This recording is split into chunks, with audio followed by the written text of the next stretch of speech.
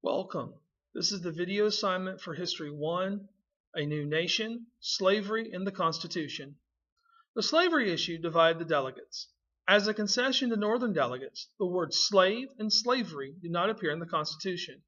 But the South Carolina delegation came to defend slavery, and it did. Although both New England and Virginia wanted to abolish the international slave trade, South Carolina was able to prohibit Congress from abolishing it for 20 years. Thus, the international slave trade existed until 1808. Congress abolished it the first chance it got. Meanwhile, 170,000 Africans were brought to the United States as slaves. For its part, Virginia wanted to abolish the international slave trade because it wanted to sell its excess slaves to new states in the interior. The Constitution also required that all states, both in the North and in the South, return fugitive slaves to their masters. Thus, the Constitution is the first national fugitive slave law. It also placed strict limits on what Congress could tax, for South Carolina feared that Congress would tax property, meaning slaves.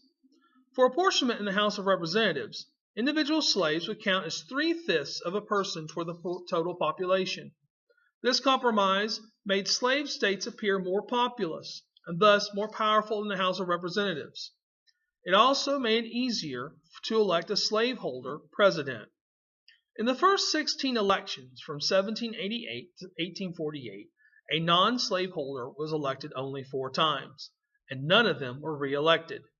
These 4 that I'm referring to is John Adams, John Quincy Adams, Martin Van Buren, and William Henry Harrison.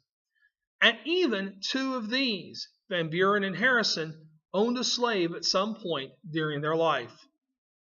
Overall, the Constitution embedded slavery more deeply than ever in American life and politics. The national government had no power to interfere with the peculiar institution. Even the failure to include a Bill of Rights in the original draft of the Constitution can be attributed to the protection of slavery. But there was a threat to slaveholders in the Constitution. During wartime, Congress might allow slaves to enter the army and have weapons, which Southern states feared.